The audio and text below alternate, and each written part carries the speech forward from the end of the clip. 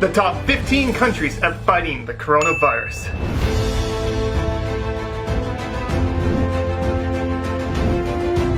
So I've heard a lot of talk about different countries doing a really good job at fighting the coronavirus, and which ones are the best. And so that's why I'm doing this video. I'm using statistics and data to show and document which countries truly are doing the best.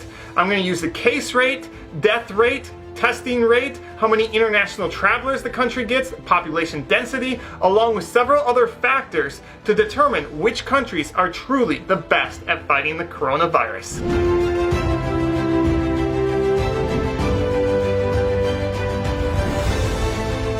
Number 15, at number 14, New Zealand and Australia. They have a lot of testing, they have low death rate, and not that many cases.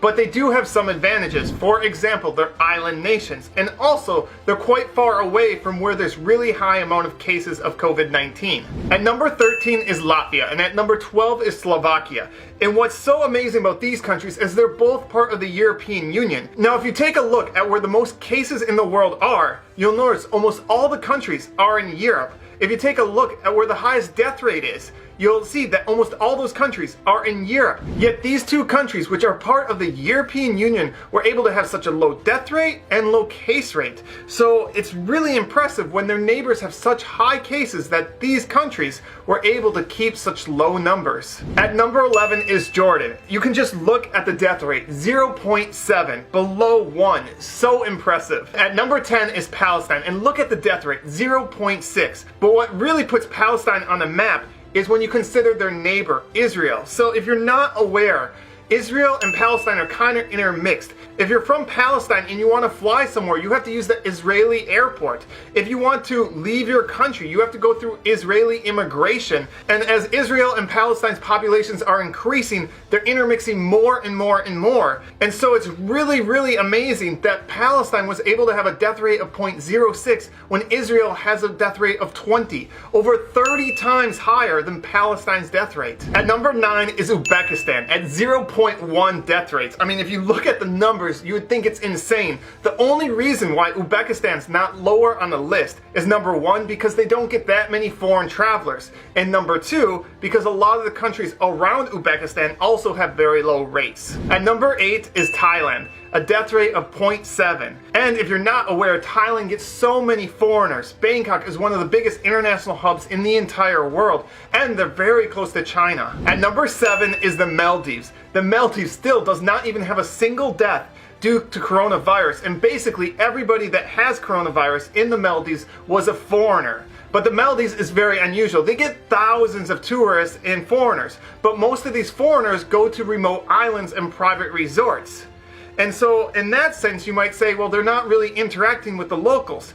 On the other hand, locals are working at the resort and coming in contact with the foreigners.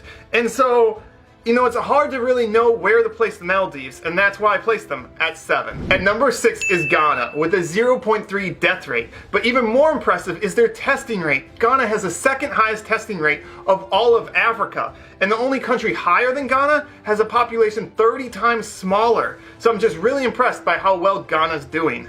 At number 5 is South Korea. Now, South Korea has the highest death rate of any country on our list. But what was so impressive with South Korea is they had exponential growth, but were able to flatten it so quickly and prevent it from really escalating in their country. The other thing that's really impressive with South Korea is they were able to contain it mostly in the city where it happened, and their capital, Seoul, got very few cases. At number 4 is the United Arab Emirates. The United Arab Emirates is leading the world in testing their citizens. See, the United Arab Emirates is number 2 in the highest testing rate in the entire world, only beat by Iceland. And don't forget, Iceland has a population of 360,000.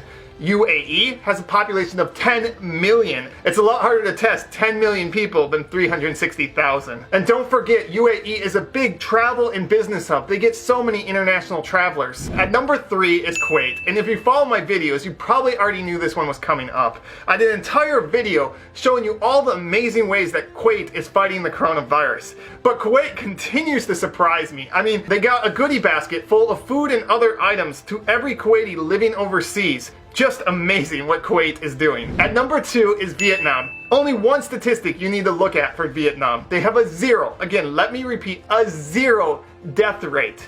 They have a population of over 90 million and not a single person has died from COVID-19. Now that is impressive. And at number 1, it's a tie. Hong Kong and Taiwan. I already made an entire video dedicated to all the amazing ways that Taiwan is fighting the coronavirus.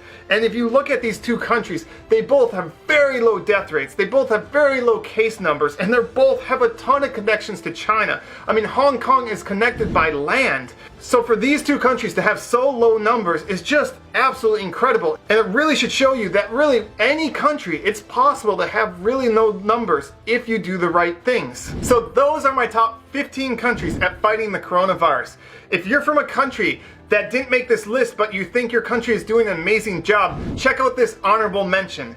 These are the countries that didn't make the top 15 but also are doing a really good job as well. And congratulations to the top 15 on this list. If you're from one of these countries, your country and your citizens are doing an amazing job at fighting the coronavirus.